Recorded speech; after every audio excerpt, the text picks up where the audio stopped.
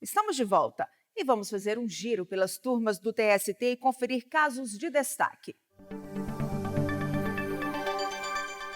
E vamos ao nosso primeiro destaque de hoje. A quarta turma afastou a penhora de créditos vinculados ao FIES recebidos pela Associação Salgado de Oliveira de Educação e Cultura de Belo Horizonte. A ação foi ajuizada pelo Sindicato dos Auxiliares de Administração Escolar do Estado de Minas Gerais contra a instituição educacional. O motivo foi o não recolhimento correto do FGTS dos empregados, além de condenar a empresa a pagar indenização no valor de R$20 mil por dano moral coletivo. O juízo de primeiro grau determinou o pagamento das diferenças do Fundo de Garantia. O Tribunal Regional do Trabalho da Terceira Região em Minas Gerais manteve a sentença. Na fase de execução, o TRT ordenou o bloqueio dos créditos da associação, oriundos dos repasses do Fundo Nacional de Desenvolvimento da Educação, FNDE, a título do FIES, o Fundo de Financiamento Estudantil. O entendimento do regional foi que não existiria a obrigação de que esses valores fossem compulsoriamente aplicados em educação. De acordo com o TRT, a partir da transferência para a instituição mantenedora, o dinheiro passaria a ter natureza privada, sujeitando-se assim à penhora.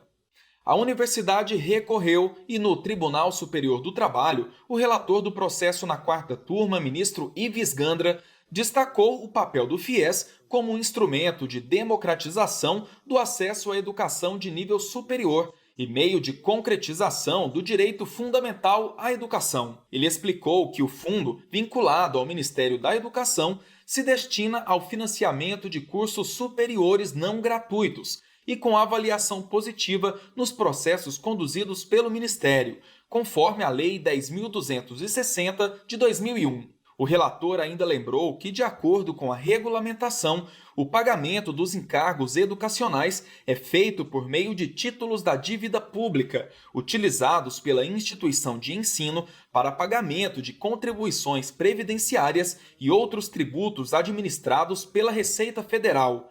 Após a quitação dos tributos, os títulos públicos podem ser recomprados pelo FNDE, que é o agente operador do FIES. Dessa forma, para o ministro, é possível concluir que a movimentação de recursos depende necessariamente da prestação de serviços educacionais aos estudantes beneficiados pelo financiamento. Essa conclusão é reforçada pela Lei 12.202 de 2010, que deu nova redação ao parágrafo 1º do artigo 10 da Lei 10.260 de 2001, para proibir expressamente a negociação desses títulos públicos com outras pessoas jurídicas de direito privado. Na avaliação do relator, não restam dúvidas quanto à natureza pública dos valores relacionados ao FIES e quanto à vinculação compulsória deles à prestação de serviços educacionais. A decisão é favorável à recorrente, à associação. Eu estou conhecendo e dando provimento ao recurso de revista por transcendência econômica, violação do 5º 2 da Constituição Federal, para declarar a impenhorabilidade dos créditos advindos do FIES em razão dos serviços de educação prestados pela recorrente e determinar o desbloqueio de todos os valores eventualmente bloqueados a esse título, reputando prejudicada a análise do requerimento de tutela incidental de urgência. Assim, a quarta turma declarou a impenhorabilidade dos créditos recebidos pela Associação Salgado de Oliveira, provenientes do FIES. A decisão foi unânime. Mãe de mineiro morto em acidente deve ajuizar a ação em nome próprio para requerer indenização. O entendimento é da terceira turma. O mineiro de subsolo tinha 28 anos quando morreu em um capotamento durante o trabalho.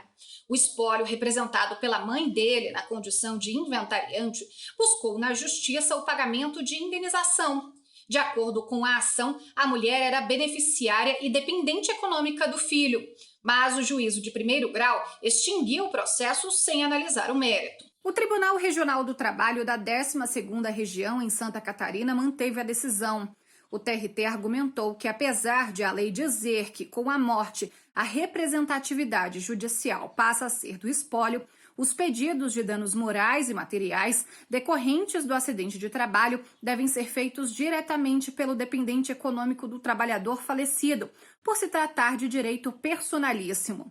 O espólio, então, recorreu ao Tribunal Superior do Trabalho. O relator do caso na terceira turma, ministro Agra Belmonte, explicou que os danos decorrentes do acidente que levou à morte do trabalhador comprometeram de forma exclusiva a subsistência da mãe. Por isso, apenas ela tem legitimidade para propor a ação de indenização. O que está sendo pedido é um direito próprio. E esse direito próprio é um direito que tem que ser individualizado entre os sucessores. E aqui, no caso, não pode o espólio pedir globalmente alguma coisa que seria direito próprio da meeira, direito próprio de filho, direito próprio talvez até de sobrinho ou de outro dependente que vivesse assim, dessa maneira. O ministro Maurício Godinho Delgado abriu divergência. A nossa jurisprudência, embora ela, pela sua maioria, entenda que a ação mais adequada é aquela veiculada diretamente pelos herdeiros, ela não considera um defeito que elimine a possibilidade da legitimação ativa se for proposta pelo espólio, se tiver presente efetivamente uma real herdeira como inventariante ou representante do espólio. Já o ministro Alberto Bresciani acompanhou o voto do relator. É importante que se pesquise, de fato, o nível de relacionamento entre o trabalhador falecido e seus eventuais herdeiros, para que se pesquise a existência ou não de dano moral. Não penso que o dano moral, no caso, ocorra pelo só fato do falecimento, mas é preciso que se demonstre, como, aliás, isso me parece, o STJ tem assentado reiteradamente no que diz respeito ao dano moral de parentes pelo evento morte. Por maioria dos votos, ficou decidido que, para reivindicar o direito a danos morais e materiais pela morte do filho, a mãe deve entrar na justiça em nome próprio e não por meio do espólio. Encerramos o nosso giro com o destaque da 8ª turma. Um supermercado foi condenado pela morte de ex-PM durante tentativa de assalto. Ele trabalhava como fiscal de loja. O policial militar da reserva foi morto a tiros durante um assalto ao supermercado em que trabalhava. A família dele entrou na justiça com pedido de pagamento de indenização por dano moral e material e sustentou que o PM trabalhou como vigia da loja no Rio de Janeiro por 9 anos. A empresa alegou que ele atuava como fiscal, orientando clientes, conferindo mercadorias e combatendo furtos, mas que não era obrigado a trabalhar armado. O Tribunal Regional do Trabalho da 1ª Região, no Rio de Janeiro, considerou o argumento da empresa e julgou o pedido de indenização improcedente. Para o TRT, a responsabilidade pela morte do empregado não poderia ser creditada ao empregador. No julgamento do caso no TST, a relatora do processo na 8ª turma, a ministra Dora Maria da Costa, destacou que o artigo 927 do Código Civil reconhece expressamente a teoria da responsabilidade objetiva para a reparação do dano causado a terceiros.